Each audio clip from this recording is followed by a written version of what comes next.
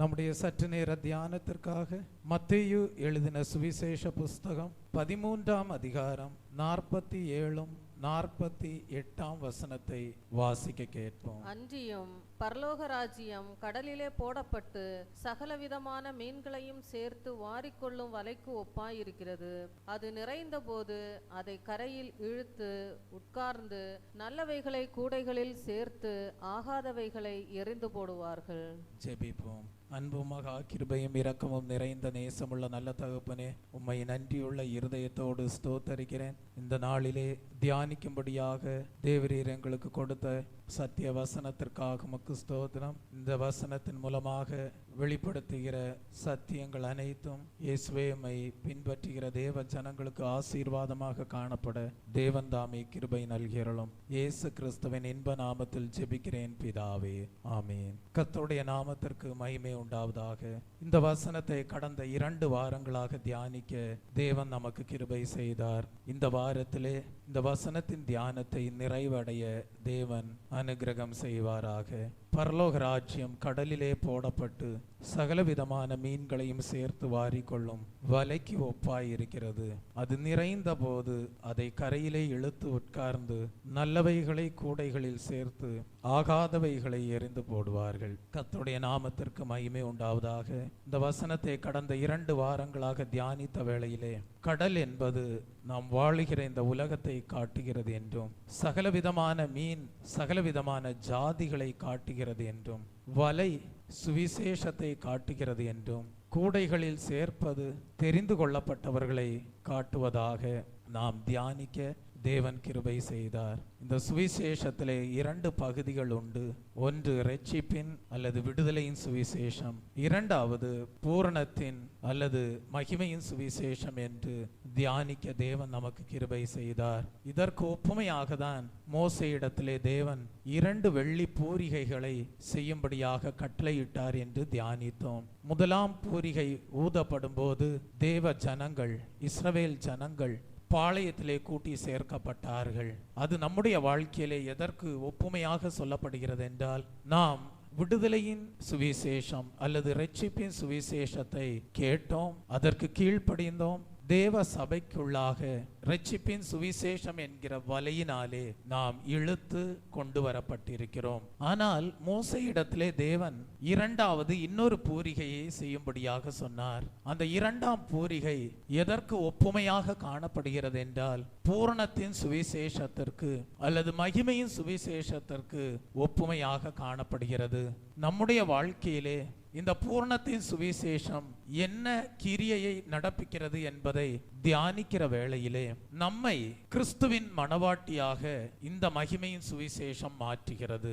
இந்த பூரணத்தின் சுவிசேஷத்தை எல்லாரும் கேட்டாலும் கூட, சபையில் இருக்கிற எல்லாரும் கேட்டாலும் கூட, எல்லாரும் அதற்கு கீழ்ப்படிவதில்லை, எல்லாரும் அதை கடைபிடித்து வாழுவதும் இல்லை. ஆனால் யார் அந்த மகிமையின் சுவிசேஷத்தை தங்களுடைய ஜீவியத்திலே அபியாசப்படுத்தி கொண்டு அதற்கு கீழ்ப்படிந்து அதற்கு தங்களை ஒப்பு கொடுத்து அதன்படி ஜீவிக்கிறார்களோ, அவர்கள் தேவனால் தெரிந்தெடுக்கப்பட்டவர்களாக, மணவாட்டியாக, கிறிஸ்துவின் வருகையின் நாளிலே விலையேற பெற்ற சம்பத்தாக, நல்ல மீன்களாக தேவனால் கூடையிலே சேர்க்கப்படுகிறார்கள். பரலோக ராஜ்யத்தின் மேன்மையான சுதந்திரமாகிய புதிய எருசலேமையும் சியோனையும் அடைகிறார்கள். அப்படியானால் தெய்வ பிள்ளையே, நம்முடைய ஜீவியத்திலே நாம் நல்ல மீன்களாக தெரிந்தெடுக்கப்படுகிறவர்களாக காணப்படும்படியாக நம்முடைய ஜீவியத்திலே இந்த பூர்ண சுவிசேஷத்தை, மகிமையின் சுவிசேஷத்திற்கு ஒப்பு கொடுத்து வாழ வேண்டியவர்களாய் இருக்கிறோம். கிறிஸ்துவின் வருகையின் நாளிலே ஆகாதவை என்று புறம்பே எரிந்து போடப்படுகிறவைகளாக அல்ல, தேவனால் தெரிந்தெடுக்கப்பட்டவைகளாக சேர்த்து கொள்ளப்படுகிறவைகளாக காணப்படும்படியாக நம்முடைய ஜீவியத்திலே இந்த மகிமையின் சுவிசேஷத்திற்கு ஒப்பு கொடுத்து வாழ வேண்டும். இந்த மீனின் அனுபவத்தை குறித்து நாம் படிக்கும் போது, இந்த மீன் உயிருள்ள மீனாக என்ன செய்கிறது? விரைவாக பெருக்கெடுத்து வருகிற வெள்ளத்திலும் எதிர்த்து நீந்தி செல்லக்கூடியதாக காணப்படுகிறது. ஸ்தோத்திரம். அதுபோல நீங்களும் உங்கள் வாழ்க்கையிலே உயிருள்ள மீனாக என்ன செய்ய வேண்டும் என்றால், உங்களுடைய வாழ்க்கையிலே வரக்கூடிய சோதனைகள், உங்களுடைய வாழ்க்கையிலே வரக்கூடிய உபத்திரவங்கள், உங்களுடைய வாழ்க்கையிலே வரக்கூடிய சோதனைகளிலே அவைகளை எதிர்கொண்டு அவைகளை தாண்டி நீங்கள் என்ன செய்ய வேண்டும் என்றால் வெற்றியுள்ள வாழ்க்கை வாழ வேண்டும். ஸ்தோத்திரம். ஆகவேதான் சங்கீதக்காரன் எடுத்துரைத்த ஒரு வசனத்தை நாம் தியானித்தோம். எங்களை வலையில் அகப்படுத்தி எங்கள் இடுப்புகளின் மேல் வருத்தமான பாரத்தை ஏற்றினீர், மனுஷரை எங்கள் தலையின் மேல் ஏறி போக பண்ணினீர், தீயையும் தண்ணீரையும் கடந்து வந்தோம், செழிப்பான இடத்தில் எங்களை கொண்டு வந்து விட்டீர். ஆம், இந்த வசனத்தின் மூலமாக நாம் அறிந்து கொண்ட சத்தியம் ஒன்று உண்டு. அந்த சத்தியம் என்ன? சுவிசேஷம் என்கிற வலைக்குள்ளாக தேவன் நம்மை அகப்படுத்தி இருக்கிறார். நாம் தேவ சபையிலே காணப்படுகிறோம். ஆனால் தீயை போன்ற சோதனைகள் உண்டு, தண்ணீரை போன்ற நிந்தனைகளும் அவமானங்களும் உண்டு. ஆனால் நாம் உயிருள்ள மீன்களாக அந்த சோதனைகளை எல்லாம் தாண்டிதான், அநேக பாடுகளின் வழியாக தான் நாம் பரலோக ராஜ்யத்தை சென்றடைய வேண்டும். Praise the Lord. நல்ல மீன்களாக கூடையிலே சேர்க்கப்பட வேண்டும். இந்த மீனை நாம் மணவாட்டிக்கு ஒப்பிட்டு தியானிக்க தேவன் கிருபை செய்தார். இந்த மீனுக்கு முன்புறமாக சிறகு உண்டாயிருக்கிறது என்று தியானிக்க தேவன் கிருபை செய்தார். தெய்வ பிள்ளையே, மீனுக்கு முன்புறமாக இருக்கக்கூடிய சிறகு எதற்கு உதவியாய் இருக்கிறது என்றால், அது முன்னோக்கி செல்ல அந்த சிறகு உதவியாக காணப்படுகிறது. அதுபோல நீங்கள் தேவனுடைய மணவாட்டியாய் இருக்கிறீர்கள் என்றால் நீங்களும் கூட முன்னோக்கி செல்ல வேண்டும், பூர்ணராகும்படி கடந்து செல்ல வேண்டும் என்று கடந்த வாரத்திலே நாம் சத்திய வசனத்தை தியானிக்க தேவன் கிருபை செய்தார். அப்படியானால் பூர்ணமாகும்படி நீங்கள் முன்னோக்கி கடந்து செல்ல வேண்டியவர்களாய் இருக்கிறீர்கள் என்றால் எதிலெல்லாம் நீங்கள் பூர்ணமுடையவர்களாய் இருக்க வேண்டும் என்று கடந்த வாரத்திலே தியானிக்க தேவன் கிருபை செய்தார். சுவிசேஷத்தில் நீங்கள் பூரணராய் இருக்க வேண்டும். Praise the lord. கிருபையிலே நீங்கள் பூரணராய் இருக்க வேண்டும். நம்பிக்கையிலே நீங்கள் பூரணராய் இருக்க வேண்டும். ஸ்தோத்திரம். தெய்வ பிள்ளையே, நீங்கள் சியோனின் பூரணம் உள்ளவர்களாய் இருக்க வேண்டும். நீங்கள் பிதாவின் பூரணம் உடையவர்களாய் இருக்க வேண்டும். கிறிஸ்துவின் பூரணம் உடையவர்களாய் இருக்க வேண்டும். மகிமையின் பூரணம் உடையவர்களாய் இருக்க வேண்டும் என்று சொல்லி, இப்படிப்பட்ட பூரணத்திலே நீங்கள் முன்னோக்கி செல்லும்படியாக தேவன் உங்களுக்கு கிருபை நல்க வேண்டும் என்று தியானிக்க தேவன் அனுகிரகம் செய்தார். ஆகவே மீனுக்கு எப்படி முன்புறமாக சிறகு காணப்படுகிறதோ, முன்னோக்கி செல்ல அது உதவியாய் இருக்கிறதோ, அதே போல உங்களுடைய வாழ்க்கையிலேயும் நீங்கள் பூரண புருஷராய் இருக்க வேண்டும். இனி நீங்கள் குழந்தைகளாக அல்ல, பூர்ண புருஷராக காணப்பட வேண்டும். பூர்ணராகும்படியும் முன்னோக்கி செல்ல வேண்டும் என்று தியானிக்க தேவன் கிருபை செய்தார். கீழானவைகளை அல்ல, மேலானவைகளையே நாடி தேட வேண்டும் என்று தியானிக்க தேவன் கிருபை செய்தார். கிறிஸ்துவின் சாயலை நீங்கள் அடைய வேண்டும் என்று தியானிக்க தேவன் கிருபை செய்தார். கிறிஸ்துவின் சம்பூர்ண குணாதிசயங்களை அடைய வேண்டும் என்று தியானிக்க தேவன் கிருபை செய்தார். ஆகவேதான் வேதம் சொல்லுகிறது, பின்வாங்கி போவானேயானால் என் ஆத்துமா அவன் மேல் பிரியமாயிராது என்று கர்த்தர் சொல்லுவதை நாம் அறிந்திருக்கிறோம். கலப்பையின் மேல் கை வைத்து விட்டு பின்வாங்குகிறவன் தேவனுடைய ராஜ்யத்திற்கு தகுதியானவன் அல்ல என்று வேதத்திலே நாம் படிக்கிறோம். ஆகவே மீனுக்கு முன்புறமாக செல்லும்படியாக முன்புறமாக சிறகு காணப்படுவதை போல நீங்களும் பின்வாங்கி போகாமல் பூர்ணராகும்படியாக முன்னோக்கி செல்ல தேவன் உங்களுக்கு கிருபை நல்குவாராக. இரண்டாவது சத்தியமாக இந்த நாளிலே நாம் தியானிக்க இருக்கிற விஷயம் என்னவென்றால், இந்த மீனுக்கு பின்னாக 2 சிறகுகள் காணப்படுகிறது. மீனுக்கு பின்னாக 2 சிறகுகள் காணப்படுகிறது. இந்த 2 சிறகுகளும் பின்னாக காணப்படுகிறது. இது எதற்கு உதவியாய் இருக்கிறது என்றால், இந்த மீன் பிரயாணப்படும் போது அதை திசை திருப்பும்படியாக இந்த 2 சிறகுகளும் காணப்படுகிறது. இந்த மீனானது முன்னோக்கி செல்லும் போது சில இடங்களிலே அது என்ன செய்ய வேண்டும் என்றால், திசை திரும்பி செல்ல வேண்டும். அது திசை திரும்பி செல்லும்படியாக இந்த பின்னாக இருக்கக்கூடிய 2 சிறகுகளும் மீனுக்கு உதவியாய் இருக்கிறது. தெய்வ பிள்ளையே, நீங்களும் உங்களுடைய இந்த ஆவிக்குரிய ஜீவியத்திலே பூரணத்தை நோக்கி பிரயாணப்படுகிறீர்கள். ஆனால் ஒன்றை அறிந்து கொள்ள வேண்டும், நீங்கள் முன்னோக்கி பிரயாணப்படுகிற இந்த ஆவிக்குரிய ஜீவியத்திலே எங்கெல்லாம் நீங்கள் திசை திரும்ப வேண்டுமோ அங்கெல்லாம் நீங்கள் திசை திரும்ப வேண்டும். அதைத்தான் 1 தீமோத்தேயுக்கு எழுதின புஸ்தகம் 6ஆம் அதிகாரம் 20-21 வசனத்திலே பரிசுத்த பவுல் எழுதுகிறார். பரிசுத்த பவுல் தீமோத்தேயுக்கு எழுதும் போது சொல்லுகிறார், ஓ தீமோத்தேயுவே, உன்னிடத்தில் ஒப்புவிக்கப்பட்டதை நீ காத்துக்கொண்டு சீர்கேடான வீண் பேச்சுக்கும் ஞானம் என்று பொய்யாய் பெயர் பெற்றிருக்கிற கொள்கையின் விபரீதங்களுக்கும் விலகு. சிலர் அதை பாராட்டி விசுவாசத்தை விட்டு வழுவி போனார்கள். கிருபையானது உன்னோடே கூட இருப்பதாக என்கிறார். அப்படின்னா இந்த ஆவிக்குரிய ஜீவியத்துல பூர்ணராகும்படி முன்னோக்கி போறீங்க. ஆனா பரிசுத்த பவுல் ஒரு அறிவுரை கொடுக்கிறார், வீண் பேச்சுக்கு இடம் கொடாதே. Price the Lord. வீண் பேச்சுக்கு இடம் கொடாதே. அந்த மாதிரி காரியங்கள் எல்லாம் வரும்போது நீ திசை திரும்ப வேண்டும். Praise the Lord. எந்த சூழ்நிலையிலையும் வீண் வார்த்தைகளை பேசாதிருங்கள். மத்தேயு எழுதின சுவிசேஷ புஸ்தகம் 12ஆம் அதிகாரம் 36-37 வசனங்களை வாசிக்கும் போது மனுஷர் பேசும் வீணான வார்த்தைகள் யாவையும் குறித்து நியாய தீர்ப்பு நாளிலே கணக்கொப்புவிக்க வேண்டும் என்று உங்களுக்கு சொல்கிறேன். ஏனெனில் உன் வார்த்தைகளினாலே நீதிமான் என்று தீர்க்கப்படுவாய், அல்லது உன் வார்த்தைகளினாலே குற்றவாளி என்று தீர்க்கப்படுவாய் என்று படிக்கிறோம். அப்போஸ்தலனாகிய பவுல் தன் ஆவிக்குரிய குமாரனாகிய தீமோத்தேயுவுக்கு எழுதுகிற போது எழுதுகிறார். 2 தீமோத்தேயின் புஸ்தகம் 2ஆம் அதிகாரம் 16ஆம் வசனத்திலே எழுதுகிறார், சீர்கேடான வீண் பேச்சுகளுக்கு விலகியிரு என்று எழுதுகிறார். தெய்வ பிள்ளையே, உங்களுடைய வாழ்க்கையிலே வீணான பேச்சுகள் உண்டாயிருக்கிறதா? சீர்கேடான பேச்சுகள் உண்டாயிருக்கிறதா? நீங்கள் விலக வேண்டும், திசை திரும்ப வேண்டும். மீனுக்கு எப்படி பின்னாக 2 சிறகுகள் காணப்படுகிறதோ, அது எப்படி மீனுக்கு திசை திரும்புவதற்கு உதவியாயிருக்கிறதோ, அதே போல பூர்ணராகும்படி முன்னோக்கி செல்கிற நீங்கள் வீண் பேச்சுகளுக்கு, சீர்கேடான பேச்சுகளுக்கு என்ன செய்ய வேண்டும்? விலக வேண்டும், திசை திரும்பி செல்ல வேண்டும்.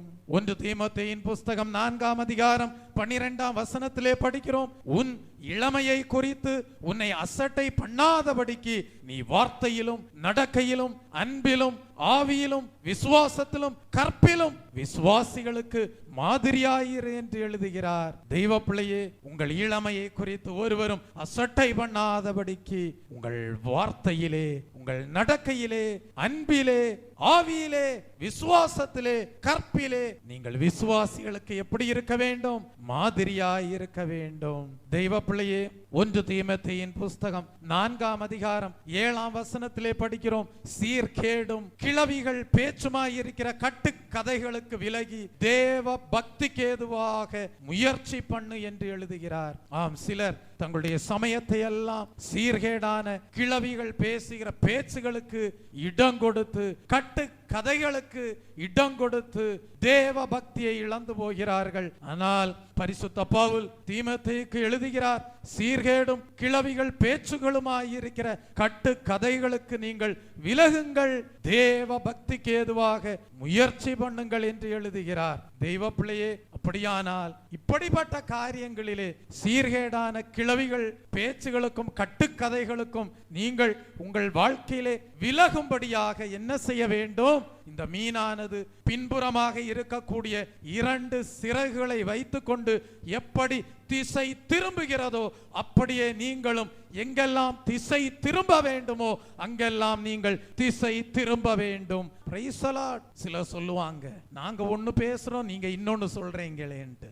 ஆம், திசை திருப்புதல். அதற்காரணம் என்ன?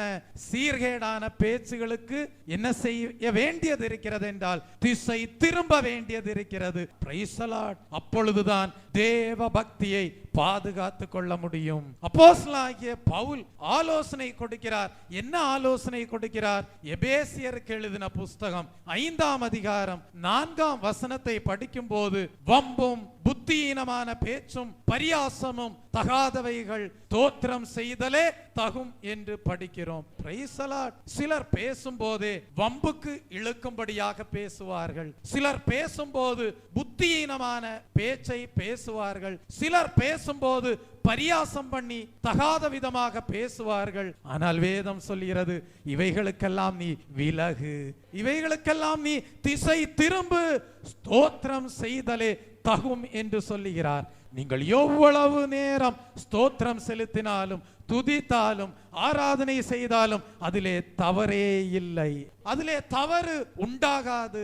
பக்தி விருத்திதான் உண்டாகும். ஆனால் மனுஷரிடம் நீங்கள் அதிகமாக பேசுவதால், சொற்களின் மிகுதியினால் பாவம் இல்லாமல் போகாது என்று நீதிமொழிகளின் புஸ்தகம் 10ஆம் அதிகாரம் 19ஆம் வசனத்திலே படிக்கிறோம். ஆகையால் கர்த்தருடைய நாமத்தை துதிக்கும் உதடுகளின் கனியாகிய ஸ்தோத்திர பலியை அவர் மூலமாக எப்பொழுதும் தேவனுக்கு செலுத்த கடவீர்கள் தெய்வ பிள்ளையே.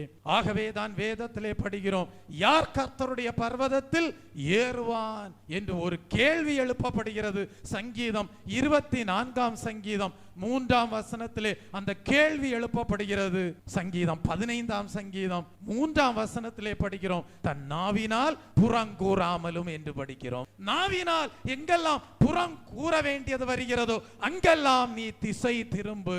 உன் தேவ பக்தியை நீ பாதுகாத்துக் கொள்வாய். மீனுக்கு பின்புறமாக 2 சிறகுகள் காணப்படுகிறது. நீயும் திசை திரும்ப வேண்டும். உன் ஆவிக்குரிய ஜீவியத்திலே பூர்ணமாகும்படியாக முன்னோக்கி செல்கிற நீ திசை திரும்ப வேண்டிய இடத்திலே திசை திரும்பினால்தான் தேவனை துதித்து மகிமைப்படுத்தி கீர்த்தனம் பண்ணி தேவ பக்தியிலே வளர்ந்து தேவனுடைய திவ்ய சுபாவத்திலே பூர்ணமடைய முடியும். தெய்வ பிள்ளையே, பரிசுத்த பர்வதத்திலே நின்ற அனுபவத்திலே நீ காணப்பட முடியும். தெய்வ பிள்ளையே, ஆகவேதான் வேதத்திலே படிக்கிறோம், துன்மார்க்கருடைய ஆலோசனையில் நடவாமலும் பாவிகளுடைய வழியில் நில்லாமலும் பரியாசக்காரர் உட்காரும் இடத்தில் உட்காராமலும் என்று படிக்கிறோம். Price the Lord. திசை திரும்புதல், துன்மார்க்கருடைய ஆலோசனையில் நடவாதபடி திசை திரும்புதல், பாவிகளுடைய வழியிலே நில்லாதபடி திசை திரும்புதல், பரியாசக்காரர் உட்காரும் இடத்தில் உட்காராதபடி திசை திரும்புதல். ஆனால் இரவும் பகலும் வேதத்தில் தியானமாயிருக்கிற மனுஷன் பாக்கியவான், அவன் செய்வதெல்லாம் வாய்க்கும். Price the Lord. வேதத்திலே எமோரியனை பற்றி படிக்கிறோம். எமோரியன் என்றால் அதனுடைய அர்த்தம் என்ன தெரியுமா? வீண் பேச்சு. Price the Lord. கானானுக்குள்ளாக 7 ஜாதிகள் காணப்பட்டார்கள். அதிலே ஒரு ஜாதி தான் எமோரியன் என்று வேதத்திலே படிக்கிறோம். அந்த எமோரியனுடைய தன்மை என்னவென்றால் வீண் பேச்சு. தெய்வ பிள்ளையே, நீங்கள் பரம கானானை சென்று அடைய வேண்டுமானால் வீண் பேச்சாகிய எமோரியனை மேற்கொள்ள வேண்டும். Praise the Lord. தெய்வ பிள்ளையே, உங்களுடைய வாழ்க்கையிலே தெய்வ பிள்ளையே, உங்களுடைய வாயின் வார்த்தைகளும் இருதயத்தின் தியானமும் தேவனுக்கு பிரீதியாக காணப்பட வேண்டும். ஆகவேதான் வேதம் சொல்கிறது, உங்களுடைய வார்த்தைகள் சுருக்கமாயிருக்க வேண்டும் என்று படிக்கிறோம். மூடன் மிகுதியானவைகளை பேசுகிறான் என்று படிக்கிறோம். தெய்வ பிள்ளையே, மூடன் என்ன செய்கிறான்? மிகுதியானவைகளை பேசுகிறான். நீங்கள் மூடர்களாக இருக்கக்கூடாது. Price the Lord. உங்களுக்கு தெரியும், மோசே இஸ்ரவேல் ஜனங்களை வழிநடத்தி கொண்டே வருகிறான். வழிநடத்தி கொண்டே வரும்போது ஒரு இடத்திலே ஜனங்களுக்கு குடிக்க தண்ணீர் இல்லை. ஆனால் கர்த்தர் சொன்னார், இந்த கன்மலையை அடி, தண்ணீர் உனக்கு சுரந்து வரும் என்று சொன்னார். மோசே அப்படியே கீழ்ப்படிந்தான், கன்மலையை அடித்தான், தண்ணீர் சுரந்து வந்தது. ஆனால் இன்னொரு சந்தர்ப்பத்திலே கர்த்தர் மோசே இடத்திலே என்ன சொன்னார்? கன்மலையை அடிக்கும்படியாக சொல்லவில்லை, கன்மலையின் இடத்திலே பேசு என்று சொன்னார். ஆனால் மோசே என்ன செய்தான்? பதறி பேசினான். மோசே தேவன் சொன்னதுபடி கன்மலையின் இடத்திலே பேசவில்லை, அவன் பதறினான். ஜனங்களை பார்த்து கலகக்காரரே என்று சொன்னான். தெய்வ பிள்ளையே, இந்த வார்த்தையின் நிமித்தமாக தெய்வ பிள்ளையே, கன்மலையின் இடத்திலே அவன் பேசாமல் 2ஆம் முறை என்ன செய்தான்? கன்மலையை அடித்தான். இப்படிப்பட்ட கிரியையினாலே அவன் கானானுக்குள் பிரவேசிக்க முடியவில்லை. வீண் பேச்சு. அந்த இடத்திலே மோசே ஜனங்களை பார்த்து கலகக்காரரே என்று வீணாக பேசின வீண் பேச்சு அவன் கானானுக்குள் சென்றடைவதற்கு தடையாயிருந்தது. தெய்வ பிள்ளையே, எமோரியன் என்றால் வீண் பேச்சு. உங்கள் வாழ்க்கையிலே வீண் பேச்சுக்கு இடம் கொடாமல் திசை திரும்ப வேண்டும். மீனுக்கு பின்புறமாக 2 சிறகுகள் காணப்படுவது போல நீங்களும் உங்கள் வாழ்க்கையிலே தேவன் கொடுத்திருக்கிற கிருபையின் நிமித்தமாக, தேவன் கொடுத்திருக்கிற சுருக்கமான வார்த்தைகளின் நிமித்தமாக, தேவன் உங்களுக்கு கொடுக்கிற ஆலோசனையின் மூலமாக திசை திரும்ப வேண்டிய இடத்தில் திசை திரும்புவீர்களானால் உங்கள் லெக்காகிய பரம கானானை அடைவீர்கள். Price the Lord. தெய்வ பிள்ளையே, இந்த மீனுக்கு அடுத்தபடியாக முதுகின் மீது சிறகு காணப்படுகிறது. இந்த மீனுக்கு முதுகின் மீது என்ன காணப்படுகிறது? சிறகு காணப்படுகிறது. தெய்வ பிள்ளையே, இந்த முதுகின் மீது இருக்கக்கூடிய சிறகு மீனுக்கு ஒடிந்து போனால் அது என்ன செய்ய முடியாது? நீந்தி செல்ல முடியாது. தெய்வ பிள்ளையே, இந்த மீனுக்கு முதுகின் மீது இருக்கக்கூடிய சிறகு மிகவும் முக்கியமானது. அது ஒடிந்து போனால் மீனுக்கு முன்புறமாக நீந்தி செல்ல முடியாது. நம்முடைய வாழ்க்கையிலேயும் தேவன் முதுகெலும்பை கொடுத்திருக்கிறார். இந்த முதுகெலும்பு இல்லை என்றால் ஒரு மனிதன் முன்னோக்கி நடந்து செல்ல முடியாது. தெய்வ பிள்ளையே, இந்த மீனுக்கு முதுகின் மீது சிறகு காணப்படுகிறது. இது எதை காட்டுகிறது என்றால், அதை நம்முடைய வாழ்க்கையிலே எதனோடு ஒப்பிட்டு படிக்கலாம் என்றால், தேவன் நம் வாழ்க்கையிலே கொடுத்திருக்கிற பிரதிஷ்டையை காட்டுகிறது. தெய்வீக அனுபவங்களை காட்டுகிறது. ஒவ்வொரு தேவ பிள்ளையும் தன்னுடைய வாழ்க்கையிலே தேவன் கொடுத்திருக்கிற பிரதிஷ்டையை பாதுகாத்துக் கொள்ள வேண்டும். பிரதிஷ்டையை பாதுகாத்துக் கொள்ளவில்லை என்றால் ஒரு தேவ பிள்ளை நிமிர்ந்து நடக்க முடியாது. உபாகமம் எழுதின புஸ்தகம் 28ஆம் அதிகாரம் 13ஆம் வசனத்தை படிக்கும் போது அங்கே சொல்லப்பட்டிருக்கிறது, நீ வலதுபுறமும் இடதுபுறமும் சாயக்கூடாது என்று படிக்கிறோம். எந்த ஒரு தேவ பிள்ளை தேவன் அவனுடைய வாழ்க்கையிலே கொடுத்திருக்கிற பிரதிஷ்டையை பாதுகாத்து கொண்டு ஜீவிக்கிறானோ அவன்தான் வலது பக்கமும் இடது பக்கமும் சாயாமல் முன்னோக்கி நடந்து செல்வான். இந்த முதுகின் மீது இருக்கக்கூடிய சிறகு ஒட்டிந்து விட்டால் ஜீவியமானது தாறுமாறாக மாறி போய்விடும். பின்பு சாத்தான் உங்களை வழி விலகி செல்ல நடத்த ஆரம்பித்து விடுவான். நீங்கள் சாத்தானால் நடத்தப்படுகிறவர்களாக அல்ல, நீங்கள் இலக்கை நோக்கி விசுவாசத்தை துவக்குகிறவரும் முடிக்கிறவருமாகிய இயேசுவையே நோக்கி வலது பக்கமோ இடது பக்கமோ சாயாமல் இலக்கை நோக்கி ஆசையாய் தொடர வேண்டியவர்களாய் இருக்கிறீர்கள். அதற்கு நீங்கள் செய்ய வேண்டிய காரியம், மீனுக்கு முதுகின் மீது இருக்கக்கூடிய சிறகு ஒடிந்து போகக்கூடாது. அதுபோல உங்கள் வாழ்க்கையிலே தேவன் கொடுத்திருக்கிற பிரதிஷ்டையை நீங்கள் இழந்து போகக்கூடாது. தேவன் உங்கள் வாழ்க்கையிலே கொடுத்திருக்கிற பிரதிஷ்டையை பாதுகாத்துக் கொள்ள வேண்டும். தெய்வ பிள்ளையே, நீங்கள் மணவாட்டியாக காணப்படுகிறீர்கள். மணவாட்டிக்கென்று தேவன் சில பிரதிஷ்டையின் அனுபவங்களை கொடுத்திருக்கிறார். உங்களுடைய பரிசுத்த வாழ்க்கை, உங்களுடைய விசுவாச வாழ்க்கை, தேவனுடைய அன்பு, தேவ சித்தம் செய்கிற அனுபவங்கள், தரிசனங்கள், வெளிப்படுத்தல்கள், சத்தியங்கள், தெய்வ பிள்ளை உபதேசங்கள், இவைகளிலே தேவன் உங்களை என்ன செய்திருக்கிறார் என்றால் பழக்குவித்து, தெய்வ பிள்ளையே, வலது பக்கமோ இடது பக்கமோ சாயாமல் சத்தியத்தின்படி நடக்கிற உத்தம மார்க்கத்தார் பாக்கியவான்கள், என் பிள்ளைகள் சத்தியத்திலே நடக்கிறார்கள் என்று கேள்விப்படுகிற சந்தோஷத்திலும் மிகுதியான சந்தோஷம் எனக்கு வேறில்லை என்று பரலோகராஜ்யம் சந்தோஷப்படும்படியாக நீங்கள் பிரதிஷ்டையை பாதுகாத்துக் கொண்டு முன்னோக்கி செல்ல வேண்டும். Praise the Lord. தெய்வ பிள்ளையே, அடுத்தபடியாக இந்த மீன்களுக்கு என்ன உண்டாயிருக்கிறது என்றால் கண்கள் உண்டாயிருக்கிறது. இந்த மீன்கள் என்ன செய்யுமாம்? ஒருபோதும் தங்களுடைய கண்களை என்ன செய்யாதாம்? மூடாதாம். மற்ற மிருகங்கள், பறவைகள் எல்லாம் கண்களை மூடி தூங்கக்கூடியதாக காணப்படும். ஆனால் இந்த மீனோ கண்களை என்ன செய்வது கிடையாது, மூடுவதே கிடையாது. காரணம் என்ன? இந்த மீனுக்கு சத்துருக்கள் உண்டு.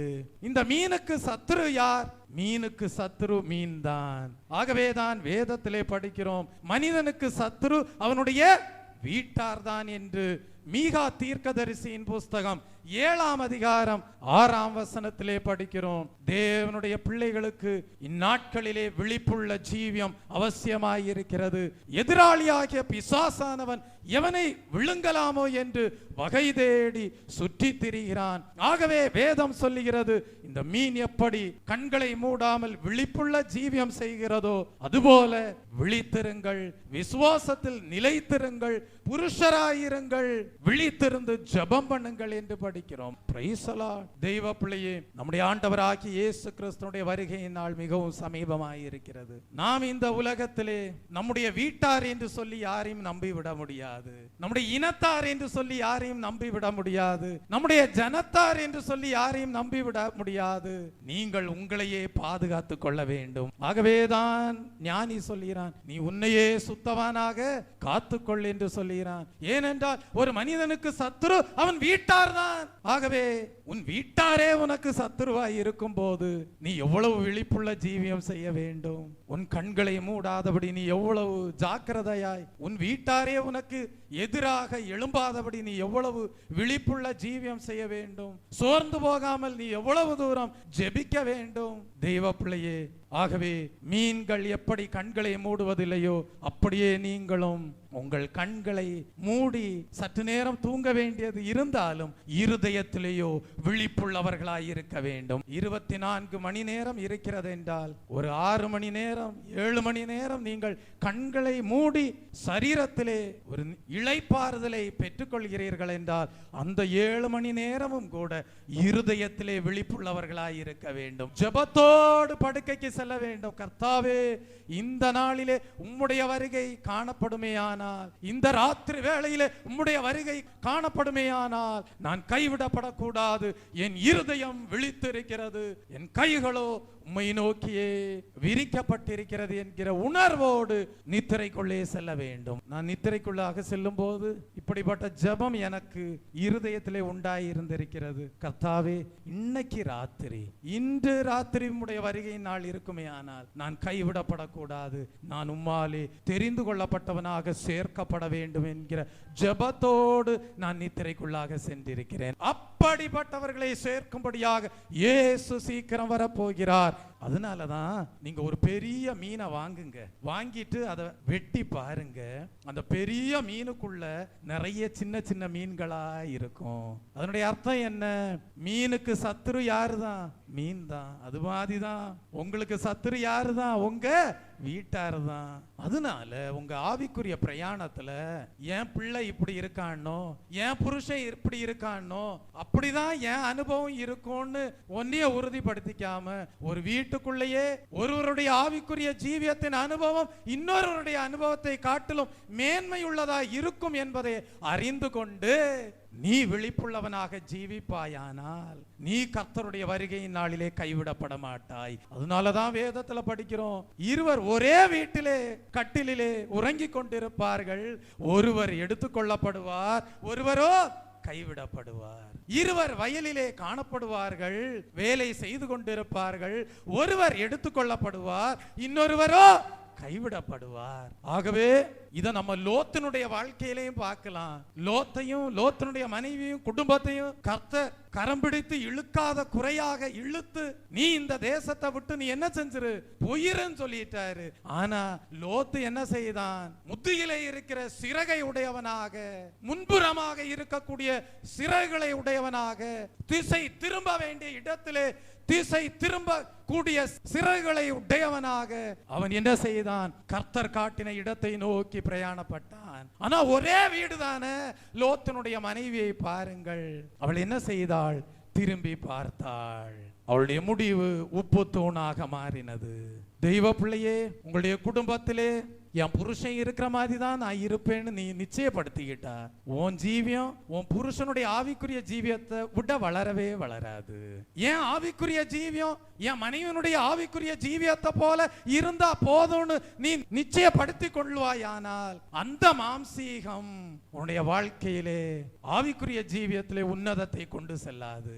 நீ எப்படி சொல்லணும்னா பரிசுத்த பவுல போல சொல்லணும். நான் கிறிஸ்துவை எப்படி பின்பற்றுகிறேனோ என்னை பின்பற்றுகிறவர்களும் என்னை அப்படியே பின்பற்ற கடவீர்கள் என்று சொல்ல வேண்டும். ஸ்தோத்திரம். நான் எப்படி கிறிஸ்துவை பின்பற்றுகிறேனோ அப்படியே நீங்களும் என்னை பின்பற்றுங்கள் என்று சொல்லும் அனுபவத்திலே காணப்படுவீர்களானால் நீங்கள் சொல்லுவீர்கள், நானும் என் வீட்டாருமோ என்றால் கர்த்தரையே சேவிப்போம். உன் அனுபவத்தினோட உன்னோடு இணைந்து ஓடுகிறவர்களாயிருப்பார்கள், உன்னோடு இணைந்து செயல்படக்கூடியவர்களாயிருப்பார்கள். மனவாட்டியாம் சபையிலே காணப்படுவார்கள், குடும்பமாக ரட்சிக்கப்படுவார்கள். நோவாவினுடைய குடும்பம் எப்படி காக்கப்பட்டதோ அப்படி உன் குடும்பம் காக்கப்படும். கைவிடப்படுவதற்கு அவசியம் இருக்காது. ஏனென்றால் அங்கே கீழ்ப்படிதல் உண்டாயிருக்கிறது, அங்கே வழிநடத்துதல் சரியாய் இருக்கிறது, அங்கே தேவனுடைய வார்த்தை உண்டாயிருக்கிறது, அங்கே தேவனுடைய செயல்பாடுகள் உண்டாயிருக்கிறது, அங்கே எல்லாருடைய கண்களும் கர்த்தர் மேல் காணப்படுகிறது. லோத்தின் மனைவி தன்னுடைய கண்களை லோத்து எப்படி முன்னோக்கி ஓடி போய்கொண்டிருக்கிறானோ அதை நோக்கி, கிறிஸ்து நியமித்திருக்கிற பாதையை நோக்கி பார்க்காமல் லோத்தின் மனைவியோ பின்னிட்டு பார்த்தாள். விட்டு வந்தவைகளை பார்த்தாள், மறக்க வேண்டியவைகளை மறக்காமல் பின்னிட்டு பார்த்தாள். உப்பு தோணாகி போனாள். நீ உன்னுடைய ஓட்ட பந்தய சாலையிலே ஓட்டத்தை நிறைவு செய்ய வேண்டும். அதுக்கு நீ என்ன செய்? உன் கண்களை பதிய வை. யார் மீது உன் கண்களை பதிய வைக்க வேண்டும்? கிறிஸ்துவின் மீது. தெய்வ பிள்ளையே, விழிப்புள்ள ஜீவியத்திற்காக உங்கள் ஜீவியத்தை அர்ப்பணியுங்கள். அப்பொழுது தொடர்ந்து முன் செல்ல தேவன் உங்களுக்கு கிருபை செய்வார். இந்த மீனுக்கு அடுத்தபடியாக காற்று பை உண்டு. இந்த மீனுக்கு என்ன உண்டு? காற்று பை உண்டு. அது இந்த சிறிய ஒரு பலூன் போல காணப்படும். தெய்வ பிள்ளையே, நீங்க ஒரு பெரிய மீனை அறுத்து பார்ப்பீர்கள் என்றால் அதற்குள்ளாக காற்று பை உண்டாயிருக்கும். இது எதை காட்டுகிறது? இது எதற்கு உதவுகிறது? மீன் மிதந்து செல்வதற்கு இந்த காற்று பை உதவியாயிருக்கிறது. அதை போல உங்களுடைய வாழ்க்கையிலே ஒரு காற்று பை உண்டாயிருக்க வேண்டும். உங்களுடைய ஜீவியத்திலே ஒரு காற்று பை உண்டாயிருக்க வேண்டும். அந்த காற்று பை என்ன? அதுதான் உங்கள் ஜீவியத்திலே தேவன் கொடுத்திருக்கிற பரிசுத்த ஆவியானவர். இந்த பரிசுத்த ஆவியின் நிறைவு நீங்கள் காணப்பட வேண்டும். இந்த மீன் எப்படி மிதந்து செல்வதற்கு இந்த காற்று பை உதவியாயிருக்கிறதோ அதை போல நீங்களும் தேவனுடைய ஆவியானவராலே நடத்தப்படுகிறவர்களாயிருக்க வேண்டும். எவர்கள் தேவனுடைய ஆவியினாலே நடத்தப்படுகிறார்களோ அவர்கள் தேவனுடைய புத்திரராயிருக்கிறார்கள். ஆவியினாலே நடத்தப்படுகிறவர்களுக்கு ஆக்கினை தீர்ப்பு இல்லை என்று படிக்கிறோம். இந்நாட்களிலே நீங்கள் தேவனுடைய ஆவியானவராலேயே நடத்தப்பட வேண்டும். அப்பொழுது நீங்கள் ஆக்கினை தீர்ப்பு அடைவதில்லை. ஆனா சபையில எத்தனை பேர் இருந்தாலும் உங்க கண்கள் யார் மேல இருக்கணும்? கர்த்தர் மேல இருக்கணும். கர்த்தர் மேல உங்க கண்கள் பதிக்கப்பட்டிருக்குமே ஆனால் நீங்கள் ஒருபோதும் தோல்வி அடைவதில்லை. Praise the lord. இந்த மீன் காற்று பையை கொண்டதாக மிதந்து செல்லக்கூடியதாக காணப்படுகிறது. நீங்களும் தெய்வ பிள்ளையே ஆவியில் நிரம்பி ஜீவிக்கிறவர்களாக காணப்பட வேண்டும். அப்பொழுதுதான் இமை பொழுதில் மறுரூபமாவீர்கள். ஆவியின் நிறைவோடு ஜீவிக்காதவர்கள் இமை பொழுதிலே மறுரூபம் அடைய முடியாது. Price the Lord. உங்களுக்கு தெரியும், சமாரியாவிலே சுவிசேஷகனாகிய பிலிப்பு ஊழியத்தை செய்து கொண்டு வருகிறான். அநேக அற்புதங்கள் நடக்கிறது, அநேக அடையாளங்கள் நடக்கிறது. ஆனால் ஆவியானவர் பிலிப்போடு பேச ஆரம்பித்தார். நீ வனாந்தர மார்க்கமாக செல்லு என்று சொன்னார். பிலிப்பு சொன்னானா, எனக்கு கர்த்தாவே நல்ல ஒரு கூடுகை இங்கே உண்டாயிருக்கிறது, அற்புதங்கள் நடக்கிறது, அடையாளங்கள் நடக்கிறது, இதெல்லாம் விட்டுட்டு கொள்ளிவாய் சர்ப்பங்களும் தேள்களும் இருக்கிற வனாந்திரத்திற்கு நான் கடந்து செல்ல வேண்டுமா என்று சொல்லி பிலிப்பு கேள்வி கேட்கவில்லை, கீழ்ப்படிந்தான். தேவனுடைய ஆவியானவருக்கு இடம் கொடுத்தான். எதற்காக தேவன் வனாந்திரத்திற்கு கடந்து செல்ல சொல்லுகிறார் என்பதை அறியாதிருந்தும் கூட தன்னை ஒப்பு கொடுத்து ஆவியானவருடைய நடத்திற்பின்படி வனாந்திரத்திற்கு சென்றான். என்ன நோக்கம் என்பதை அறியாதிருந்தாலும் கூட அவன் வனாந்திரத்திற்கு கீழ்ப்படிந்து சென்ற போது நோக்கம் என்ன என்பதை அறிந்து கொண்டான். ஒரு எத்தியோப்பியா மந்திரியை ரட்சிப்புக்குள்ளாக வழி நடத்தினான். அந்த ஒரு மந்திரியின் மூலமாக எத்தியோப்பியா தேசம் முழுவதும் ரட்சிப்புக்குள்ளாக வந்தது. உன்னை தேவன் தெரிந்து கொண்டதன் நோக்கம் உனக்காக மாத்திரமல்ல, உன் குடும்பத்துக்காக மாத்திரமல்ல, இந்த முழு தேசமும் ரட்சிப்புக்குள்ளாக வர வேண்டும். வேண்டும். அதற்கு நீ என்ன செய்ய வேண்டும்? தேவனுடைய ஆவியானவருக்கு இடம் கொடுக்க வேண்டும், கீழ்ப்படிய வேண்டும், ஒப்பு கொடுக்க வேண்டும். நிந்தையானாலும் கந்தையானாலும் காடானாலும் மேடானாலும் கர்த்தருடைய ஆவியானவருக்கு இடம் கொடுப்பாயானால் தேவ சித்தம் நிறைவேறும், தேவ திட்டம் உன் மூலமாக நிறைவேறும், தேவநாமம் உன் மூலமாக மகிமைப்படும். Price the Lord. தெய்வ பிள்ளையே, பிலிப்பு தேவனுடைய ஆவியானவருக்கு இடம் கொடுத்தார். ஏன் லூக்கா 2ஆம் அதிகாரத்திலே படிக்கிறோம், சிமியோன் என்கிற மனிதனை குறித்து படிக்கிறோம். அவன் என்ன செய்தானாம்? தேவனுடைய ஆவியின் ஏவுதலினாலே தேவாலயத்திற்கு வந்தான் என்று படிக்கிறோம். லூக்கா எழுதின சுவிசேஷ புஸ்தகம் 2ஆம் அதிகாரம், பிரைஸ் தி லார்ட், ஸ்தோத்திரம், 25 முதல் 29ஆம் வசனம் வரைக்கும் படிக்கும் போது அங்கே நாம் என்ன படிக்கிறோம்? சிமியோன் என்னும் பெயர் கொண்ட ஒரு மனுஷன் எருசலேமில் இருந்தான். அவன் நீதியும் தேவ பக்தியும் உள்ளவனாயும் இஸ்ரவேலின் ஆறுதல் வர காத்திருக்கிறவனாயும் இருந்தான். அவன் மேல் பரிசுத்த ஆவி இருந்தார் என்று படிக்கிறோம். சிமியோன் மீது யார் இருந்தது? பரிசுத்த ஆவியானவர் இருந்தார். இன்றைக்கு ஒரு கேள்வி கேட்கப்படுகிறது, உனக்குள்ளாக காற்றுப்பை உண்டாயிருக்கிறதா? உனக்குள்ளாக பரிசுத்த ஆவியானவர் காணப்படுகிறாரா? சிமியோன் தேவனுடைய ஆவியானவராலே நடத்தப்படுகிறார். ஆனா தேவாலயத்திற்குள்ளாக சிமியோன் வந்தபோது என்ன நோக்கத்துக்காக கொண்டு வரப்படுகிறார் என்பதை ஒருவேளை சிமியோன் அறியாதவராக இருந்திருக்கலாம். ஆனால் சிமியோனுடைய சாட்சி என்ன? ஸ்தோத்திரம், 27ஆம் வசனத்திலே படிக்கிறோம், அவன் ஆவியின் ஏவுதலினாலே தேவாலயத்திலே வந்திருந்தான். இயேசு என்னும் பிள்ளைக்காக நியாயப்பிரமாண முறைமையின்படி செய்வதற்கு தாய் தகப்பன்மார் அவரை உள்ளே கொண்டு வருகையில் சிமியோன் இயேசுவை தன் கைகளிலே ஏந்தி கொண்டு தேவனை ஸ்தோத்தரித்து, ஆண்டவரே, உமது வார்த்தையின்படி உமது அடியேனை இப்பொழுது சமாதானத்தோடு போக விடுகிறீர் என்று சொல்லுகிறான். அப்ப சிமியோன் தேவனுடைய ஆவியானவராலே நடத்தப்பட்டு தேவனுடைய ஆலயத்துக்கு வர்றாரு.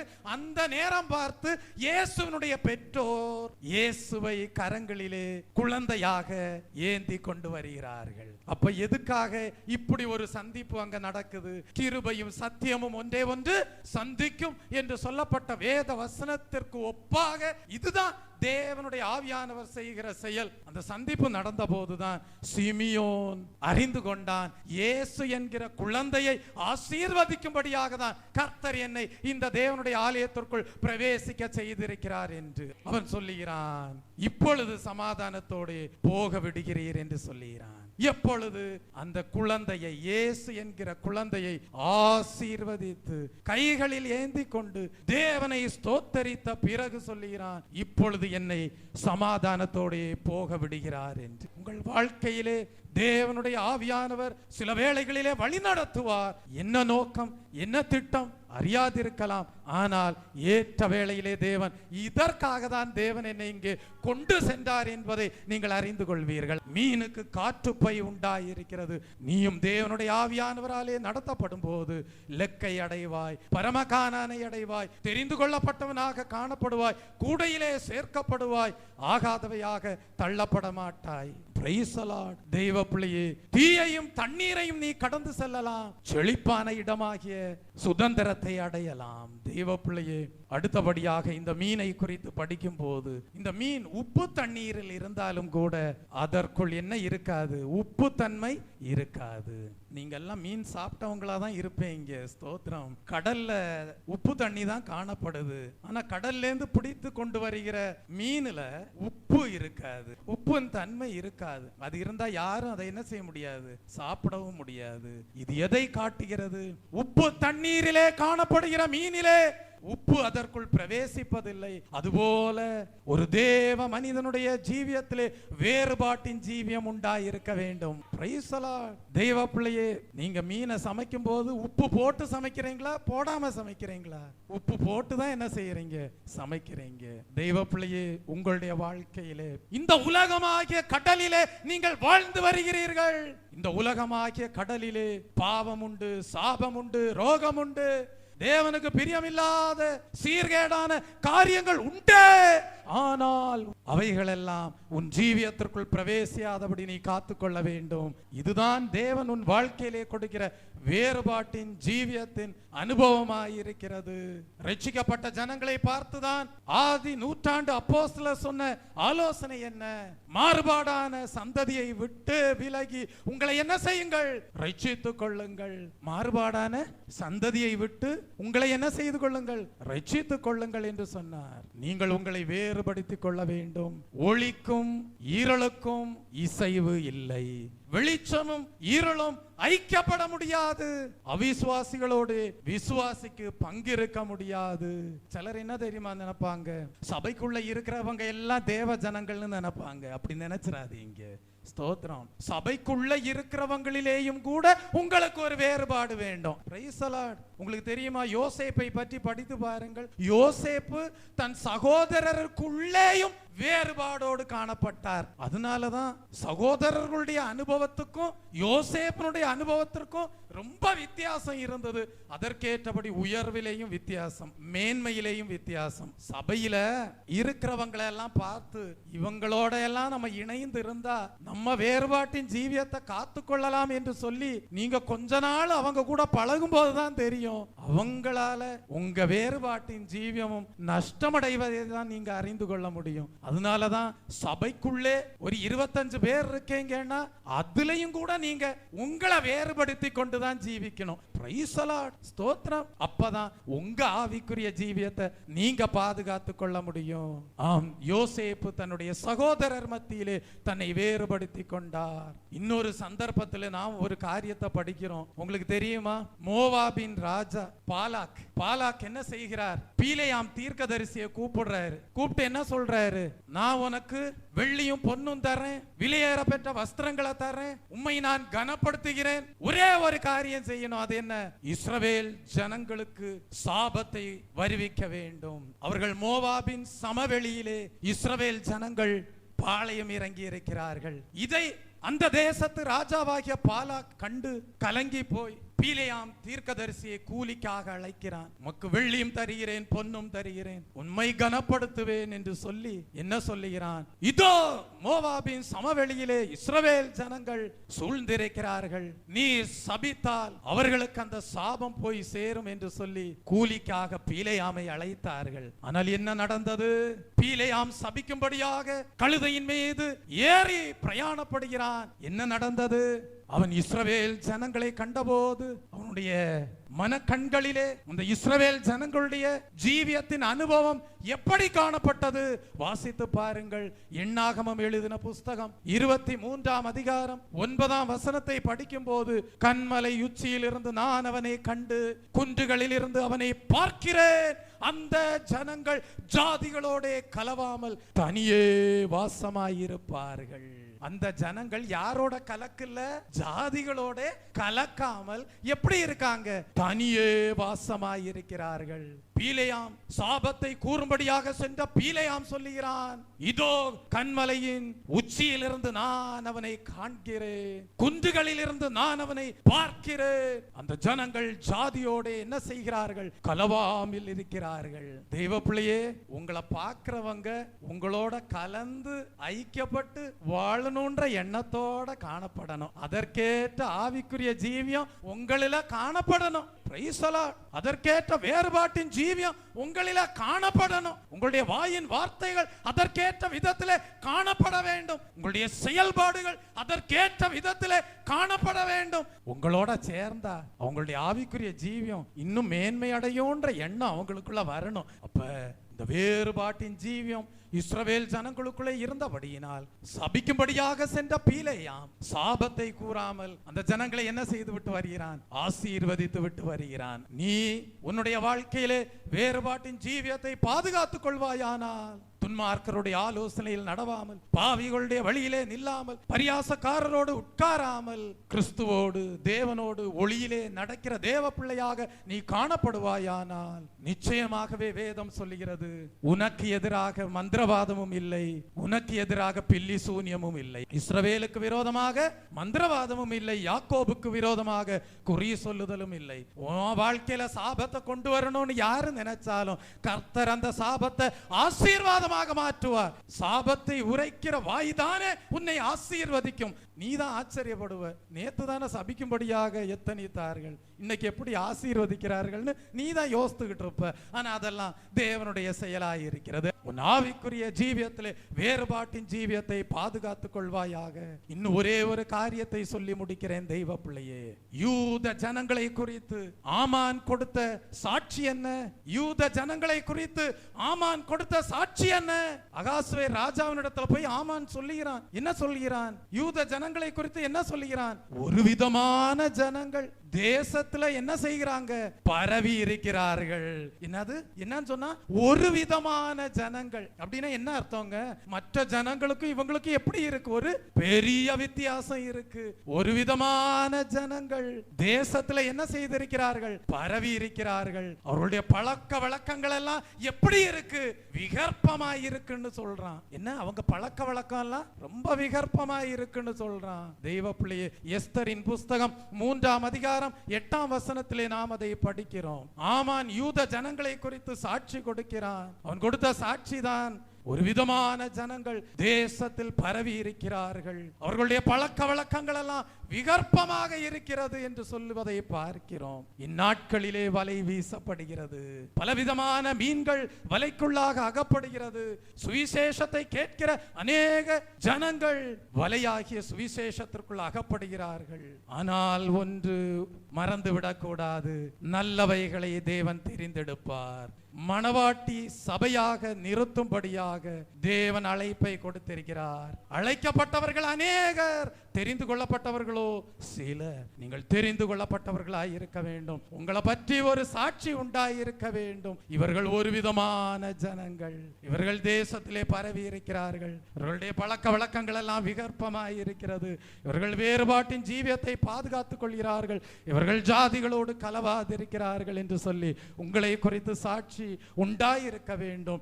அப்படிப்பட்ட சாட்சி உடையவர்களை கிறிஸ்து அதி சீக்கிரத்திலே சேர்க்க வருகிறார். உங்கள் கண்களை மூடுங்கள். கர்த்தர் தாமே அந்த பரலோக ராஜ்யம் ஆகிய கூடையிலே நீங்கள் சேர்க்கப்படும்படியாக தேவன் உங்களுக்கு அனுகிரகம் செய்வாராக.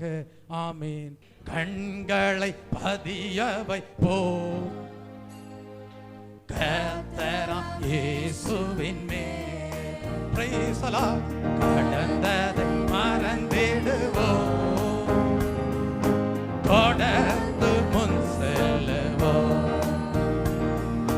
கண்களை பதிய வைப்போம் கர்த்தராம் இயேசுவின் மேல். கடந்ததை மறந்திடுவோம்,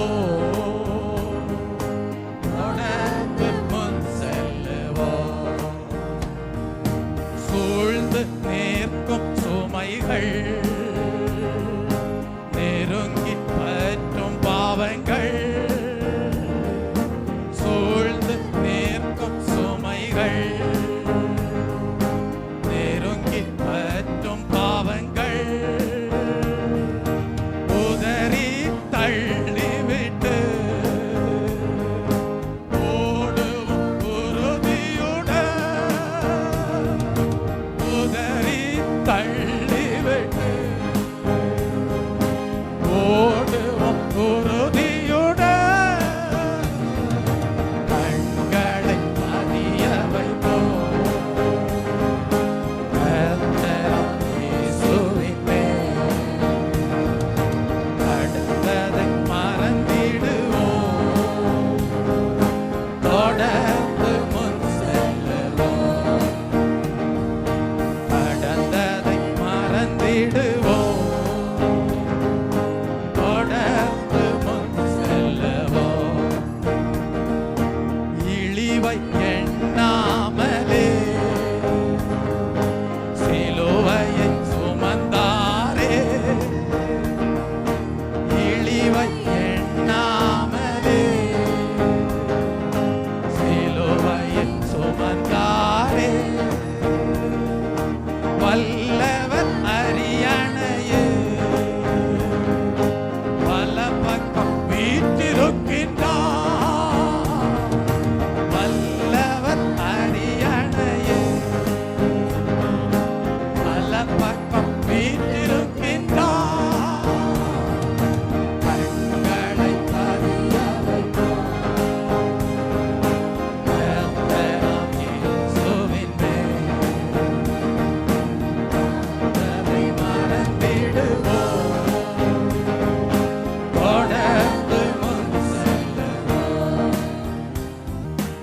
தமக்கு வந்த எதிர்ப்பை தாங்கிக் கொண்ட அவரை, தமக்கு வந்த எதிர்ப்பை தாங்கிக் கொண்ட அவரை சிந்தையில் நிறுத்திடுவோம். நம் சோர்ந்து போக மாட்டோம். சிந்தையில் நிறுத்திடுவோம். நம் சோர்ந்து போக மாட்டோம். கண்களை பதிய வைப்போம்.